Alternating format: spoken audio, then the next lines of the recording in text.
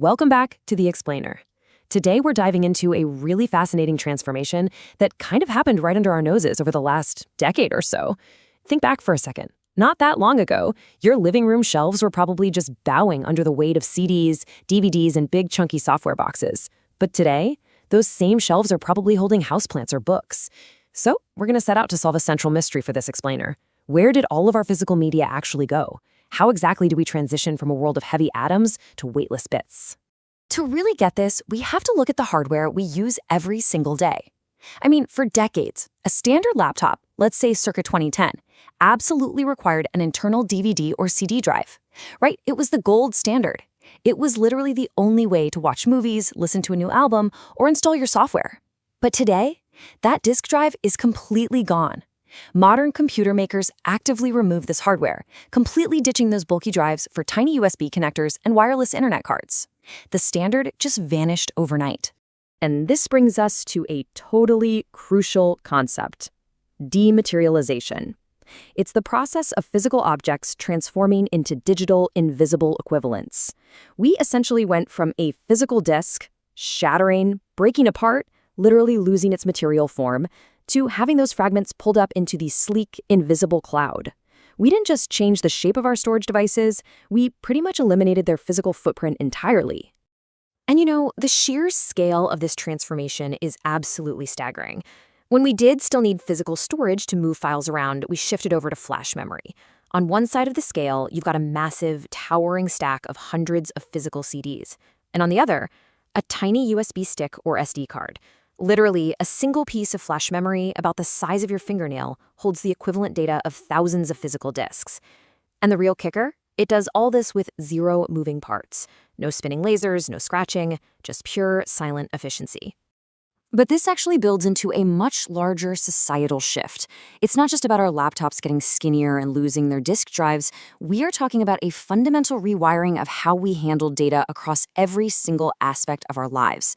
We moved from this bulky, physical, old way of managing media directly into a highly streamlined, entirely digital future. To really grasp the scope of this, let's walk through this dematerialization matrix. Look at how every facet of our media consumption evolved simultaneously. We traded our CDs, DVDs, and Blu-rays for flash memory and USB sticks. The hardware itself, the internal disk drives, became simple USB ports and wireless adapters. Music access went from buying a heavy physical album at the store to downloading MP3s, throwing them in cloud storage, and eventually just streaming them. Watching a movie evolved from needing a dedicated machine, the DVD player, to simply turning on a smart TV for on-demand streaming.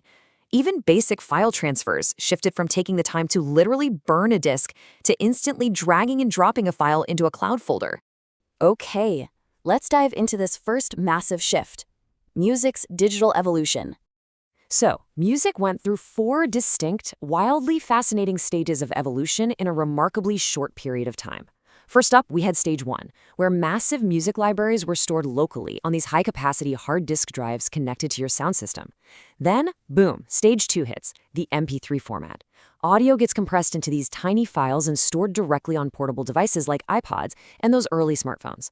Then, stage 3 moved our files completely off our devices and into the cloud, meaning we could access them globally from online servers. And finally, stage 4, streaming. This is where we are right now. Zero local files, you don't own the file at all, you literally just borrow it instantly over the internet. And this brilliantly illustrates exactly what happened. Trace that progression. You start with a heavy metal box, the hard disk drive, anchored to a concrete slab. It's heavy, it's permanent, it's immobile. Then, the sleek iPod makes music portable, but, you're still tied to a physical device sitting in your hand. The third stage lifts the data off your person entirely, moving it far away to a glass server in the cloud. Finally, streaming is just a floating, weightless sound wave. We essentially took our music from a concrete-bound metal box into literal thin air. Which brings us to our next major transformation: the smart TV revolution. It's funny, but the modern smart TV effectively assassinated the DVD and Blu-ray player. Your TV is no longer just a dumb screen waiting for a signal from a black box sitting beneath it.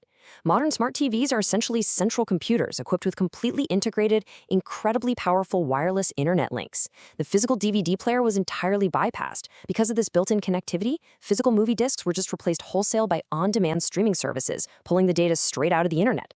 But all of this leads us to ask about the trade-offs in the price of convenience. Because honestly, all this weightless music and instant video feels a bit like magic. But magic always comes with a trade-off. So I want to pose a question directly to you. Why did hardware manufacturers actively decide to remove CD and DVD drives before physical discs were actually dead?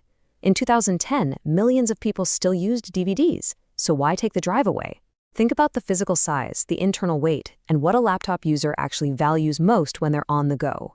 While peering closely inside the blueprint of a modern laptop chassis reveals the hidden answer. You see the fans, the processors, the complex circuitry, but notice what completely dominates the lower half of the machine. The space where that spinning disk drive used to live wasn't just left empty, and it actually wasn't used to make the laptop impossibly thin just for the fun of it. It was replaced by a massive battery.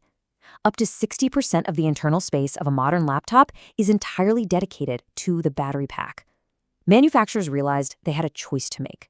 Give the consumer a mechanical drive they use occasionally, or give them the all-day battery life they were demanding constantly.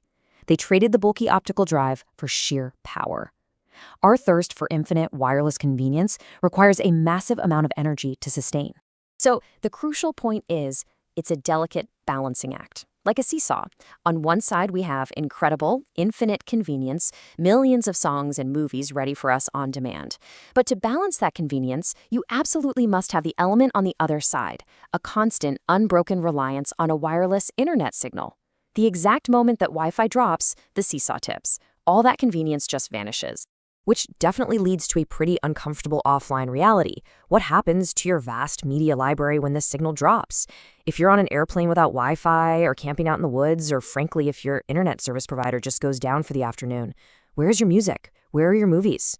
Back when you relied on physical discs, a power outage didn't erase your bookshelf.